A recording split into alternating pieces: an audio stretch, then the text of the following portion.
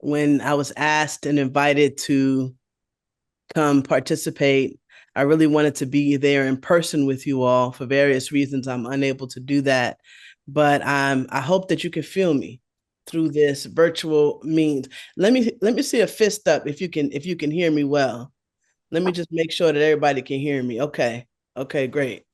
Thank you. Now, when everybody speaks at once, sometimes Zoom will block it out. I don't care about that. I'm gonna need y'all to speak all at the same time. So when I ask you to say good morning, will you say good morning back to me? Good morning. Good morning. Thank you. And one more time, here you say good morning. Because it is a good morning. You know, we woke up this morning. I'm happy. You know, despite everything that's going on, I'm grateful. I'm grateful to be here with you. Thank you for welcoming me so beautifully already. I bring into the room, you know, my late wife, my late mother, my aunties, my uncles, my cousins, my friends, my comrades and lovers who have passed on in my lifetime. Many, many, many people. I want to ask you who you bring into the room. Just take a moment, put your hand on your heart. I want to think about who we are bringing into the room, who has passed on, what ancestors are guiding us today. Let me see your hands on your heart. Just take a moment. And you don't have to shout it out, but you can say it to yourself. Say a name for me. Alana. And when we speak out the names of our ancestors, and then we say Ashe. So I said mine, Alana. Let me hear you say Ashe. Ashe. So we're gonna do that. I'm Black, as you can probably tell. As a Black genderqueer person of Caribbean descent, I'm in a call and response tradition. So we're going to be doing that today. We're going to be saying Ashe. We're going to be saying yes. We're going to be speaking with each other. I don't believe in a keynote that's just me talking to you. You have enough people talking at you. And also, I need your affirmation as well. So just be in that tradition with me if that's okay, yeah? Yeah. So today I'm out here, I'm looking at you, this gathering, this beautiful set of leaders and organizers, and deeply, fundamentally, I see you as my kindred grievers. And I'm reminded of the words of Antonio Gramsci, the Italian Marxist philosopher, who said, "The old world is dying, the new world struggles to be born. Now is a time of monsters." We are living in that time, no? At the edge of so much chaos and despair. The ground beneath our movements is shaking under the weight of mourning.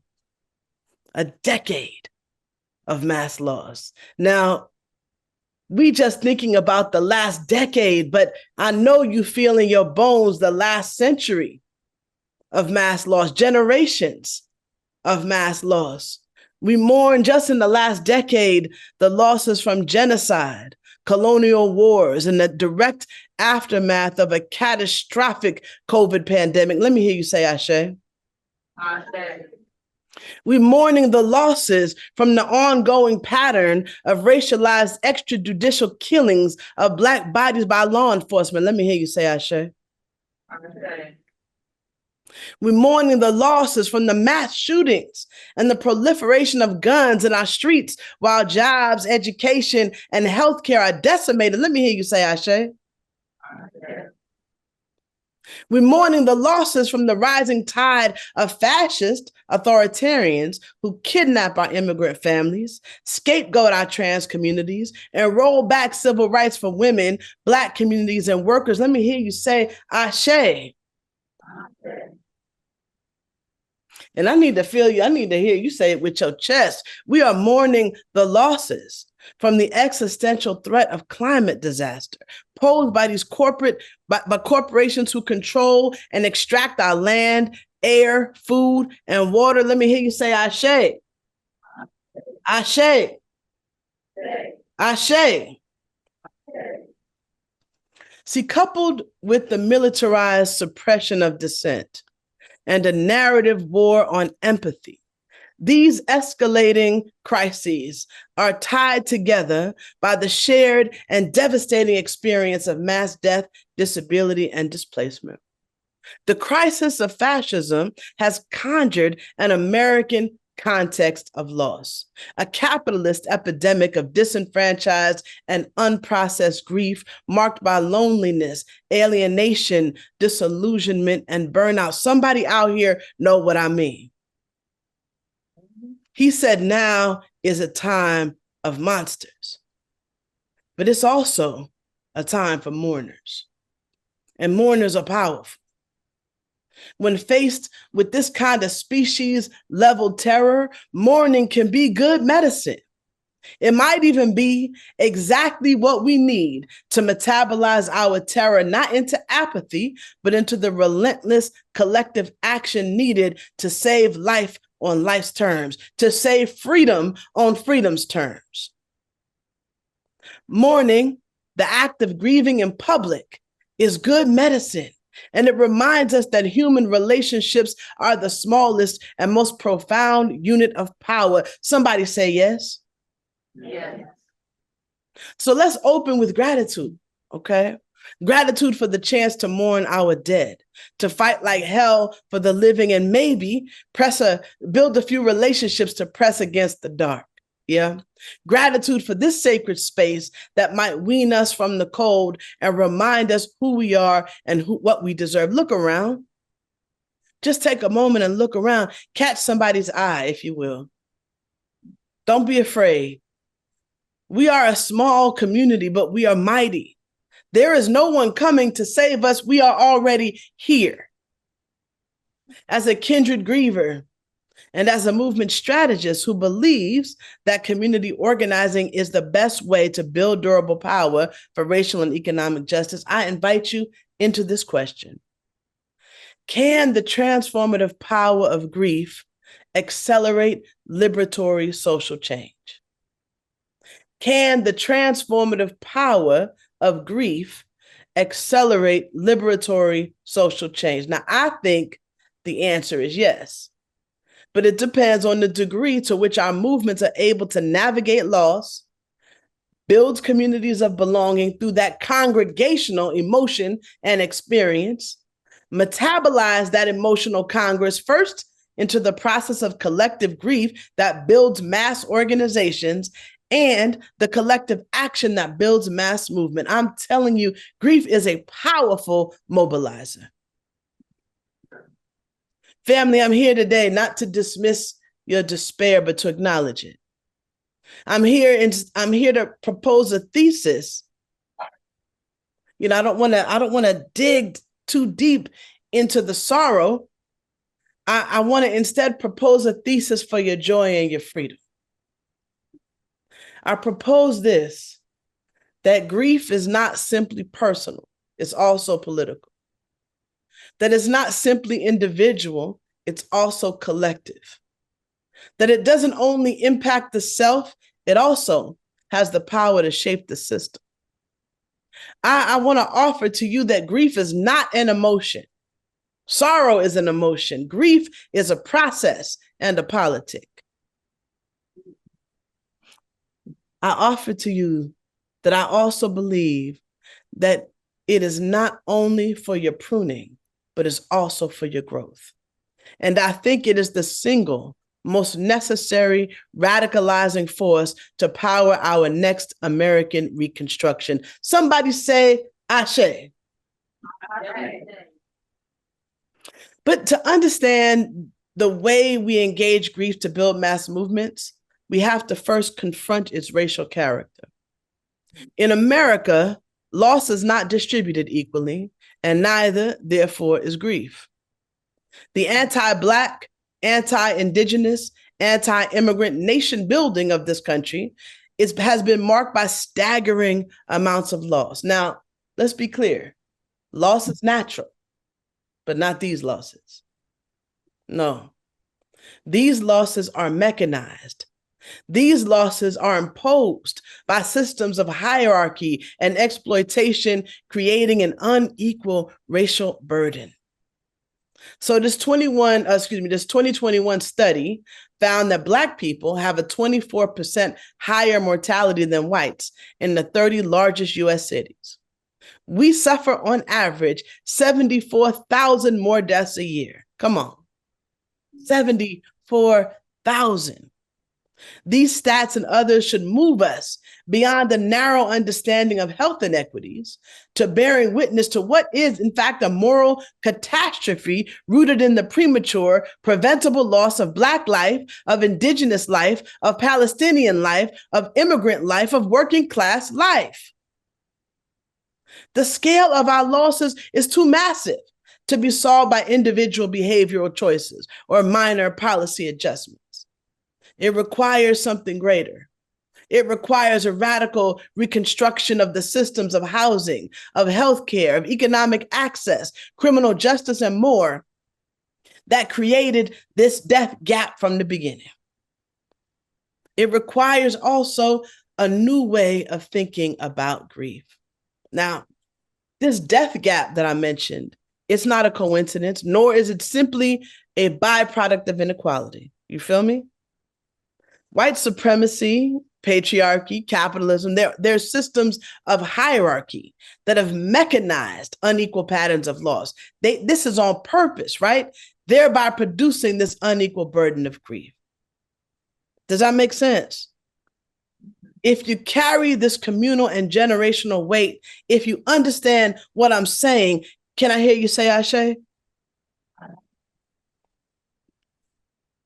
For working class communities and communities of color, especially for survivors of enslavement and genocide, the experience of grief can be more mortal, traumatic, discriminatory, systemic, and cumulative. Our immigrant communities, asylum seekers, and refugees may also carry a cultural bereavement, a foundational grief marked by dispossession and displacement, a grieving in exile. Our sorrow is prolonged because injustice is prolonged. Grief, when neglected, silenced, criminalized, reduces life. It weakens movements, destroys health, fractures democracies. Researchers call grief an overlooked source of racial disadvantage. And they call it that because disenfranchised grief actively undermines the health, stability, and political agency of communities of color, whether you're a citizen, immigrant, refugee, indigenous, or a global survivor of colonial war. There are forces in this world that want us to believe that grief is a neutral and apolitical experience, that want you to leave your grief at home, that want you to go somewhere else and solve it, work it out, don't bring that here. You know what I'm talking about. They want you to believe that grief is time bound. You're going to get over it in a year. You know what I'm talking about?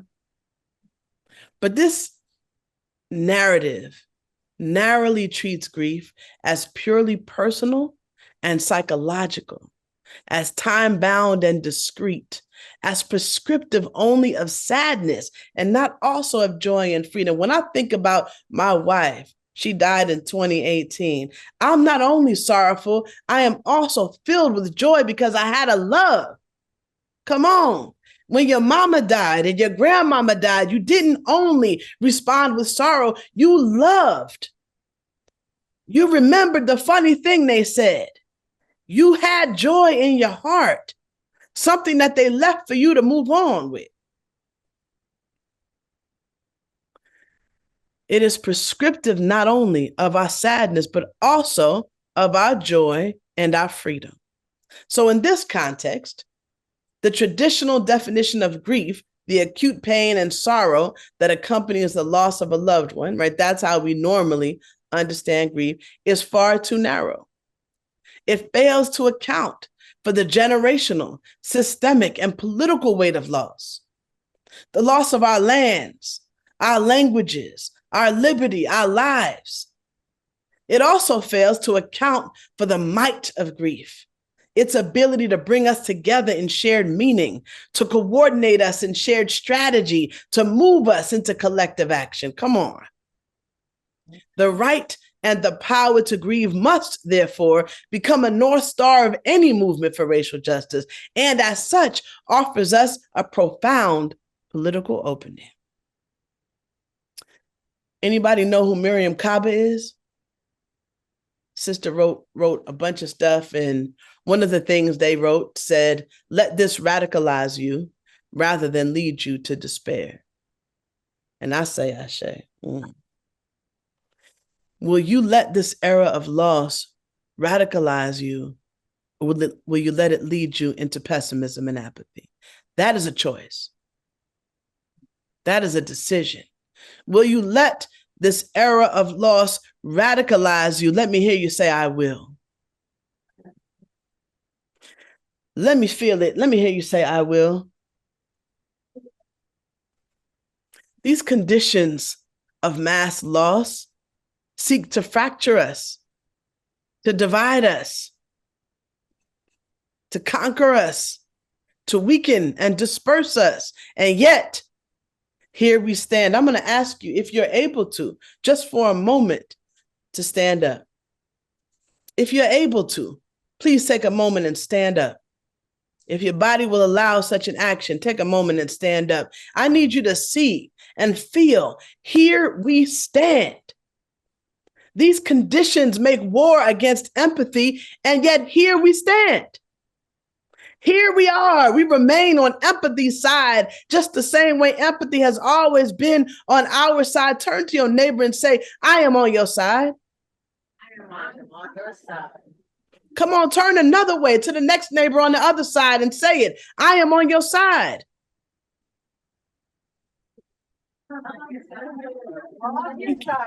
I'm on your side. I'm on your side. Feel free to go ahead and have a seat. I just needed y'all to be with me for a moment, standing up. We're the grievers, yes? We're the survivors. And that obligates us to be speakers for the dead. And we will speak despite censorship. And we will act despite repression. Because we're contesting for the soul of this nation. We're not just trying to make incremental changes or improve conditions. We are contesting for power. Understand what I'm saying? On the one side of that contest are forces that seek to displace our grief with the weight of grievance, weaponizing the perceived losses of those in power and preventing us from identifying with those without power. You've seen it. You know what I'm talking about. Those forces against empathy fixate on a fictionalized version of the past and fragment collective memory with anti-Black, anti-immigrant, and anti-trans book bans. You know what I'm talking about. You've seen it. They shutter museums and libraries. You've seen it. They change the names of bodies of water. You've seen it. They silence comedians, use funding to hold universities hostage, suppress dissent. You've seen it. They want us to forget who they are and who we are, but we won't forget. See, that's the only way. Making us forget is the only way they can translate this perceived loss of status, this distortion of grief into a political program, right? A program that fuels a violent, chauvinist, white power, a politic of resentment, retaliation, and rage. And guess what we say? We say no. We say no. I need to hear you say no. Reject that.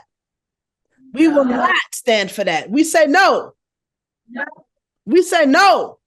No. Who gonna step into tomorrow with me? That's the big question that I have, that I've been sitting with. You know, I feel alone sometimes. I know you do. Wondering whether or not I'll be out here by myself as I stand in opposition and in reaching for a new future.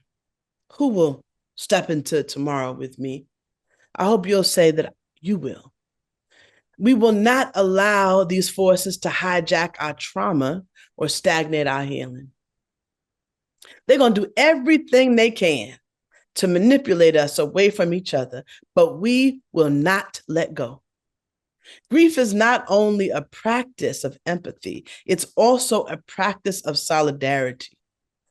People think that solidarity is transactional. Like, I do something for you, you do something for me. If Black people fought for civil rights, that means now you have to fight for Black people. That's not how solidarity works, baby. That's not how it works. Solidarity isn't a transaction, it's a principle. Solidarity is not a transaction, it's a principle. You either believe in it or you don't. It's a principle rooted in the reality of shared interest. We all survive or none of us do. That is a fact. We all survive or none of us do. That is a fact. They're building their power on the bones of our loss. Now, we build our power on a foundation of mobilized grief, recovered agency, and radical love. Come on. We're building a different kind of power. We're doing something different, y'all. We know that when our grief is acknowledged, witnessed, and metabolized, it becomes an unbeatable force for transformative social change because it's rooted in that profound love and that undeniable truth in our beloved community. We know that when that happens, it shifts the terrain, right? Grief makes our racial politics legible. It offers a praxis for organizing. It delivers new forms of belonging that can shatter alienation. We choose to feel. We choose to face freedom on freedom's terms. Friends, I'm making an invitation to you today. I want us to put our hands on the ark, the ark of change, and mobilize our grief to bend the future together. Will you grieve with me? I promise you that your courageous grief will fuel the disruption of fascism's advance. Will you grieve with me? I promise that your embodied grief will delegitimize their war against the natural world, against the body, and against love. Will you grieve with me? I promise that your grief enfranchised will make a home for those seeking to defect, not only from MAGA, but from the nationalism of the American project. And let me tell you something, we need defectors.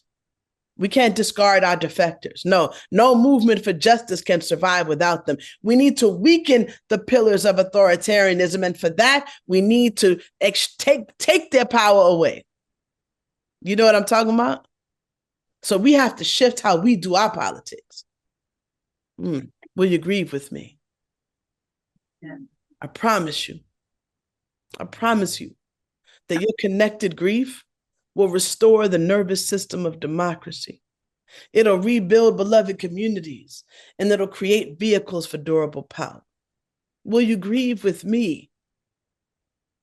This grief I'm talking about, it's a transformative grief.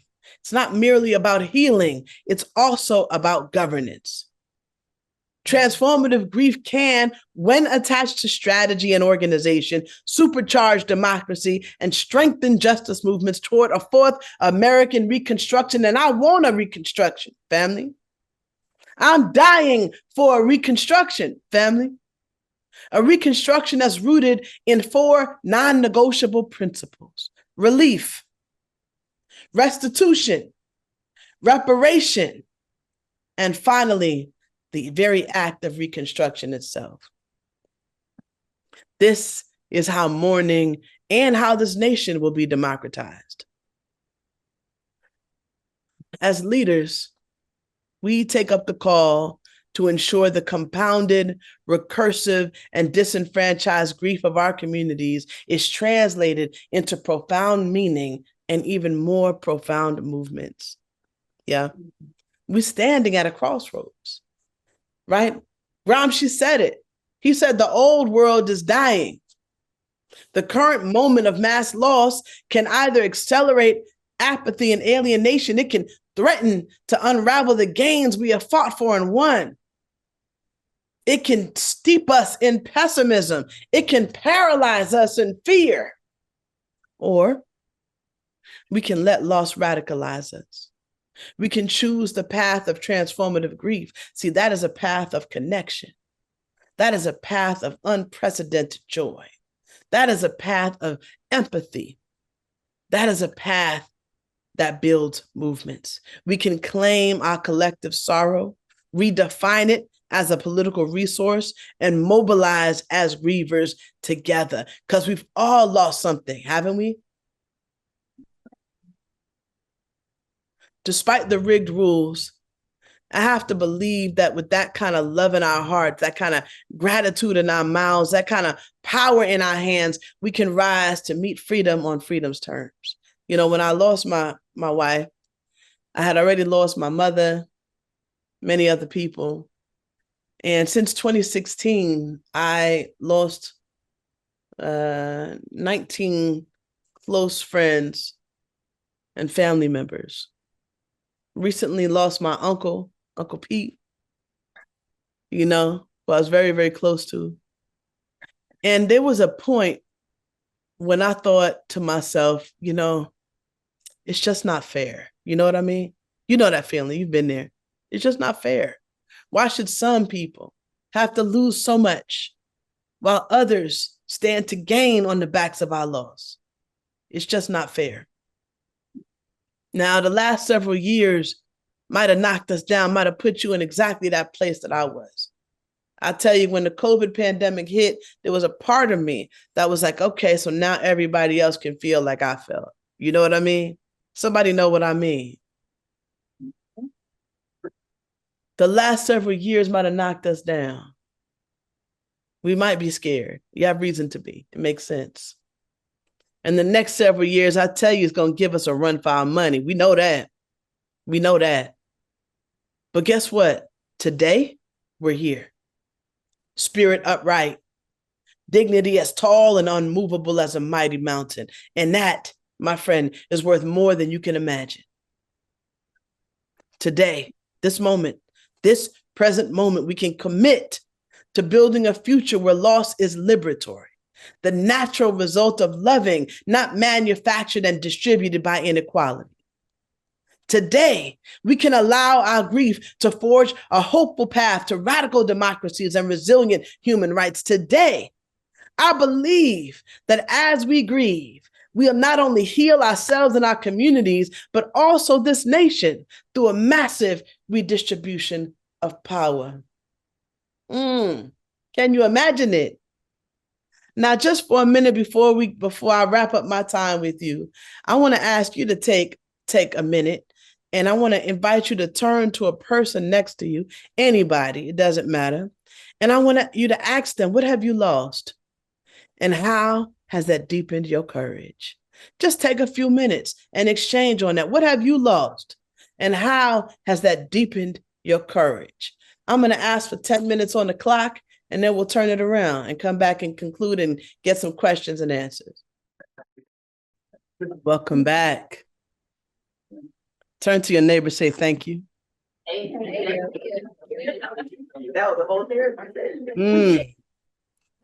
That's what we need sometimes. I know I do.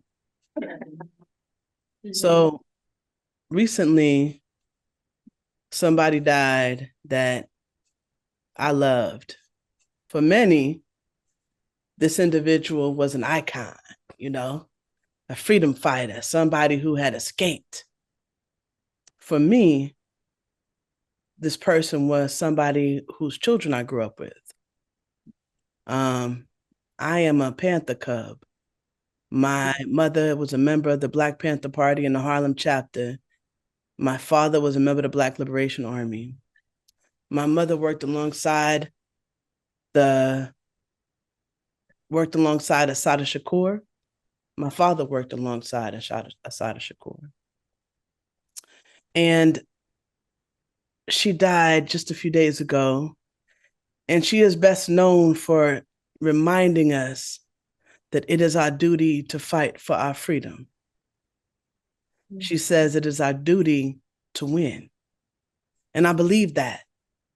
But she says something else that she's less known for that I want to share with you today.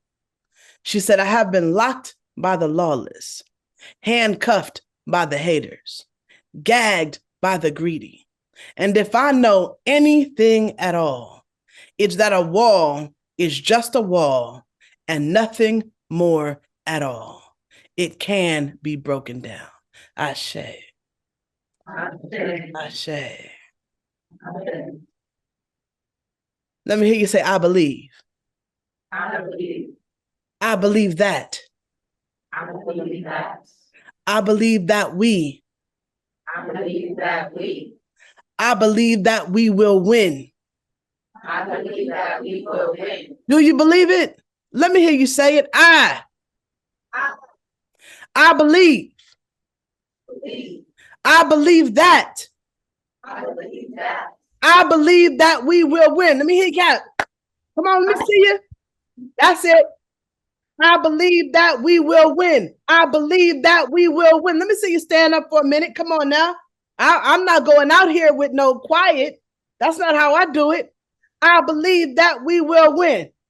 Yes, yes, yes. Come on. Let me get it. Let me get it. Today is our chance, family, to mourn the dead and fight like hell for the living. And if you promise to do it, then I'll do it alongside you. Ashe. And that's my word for today.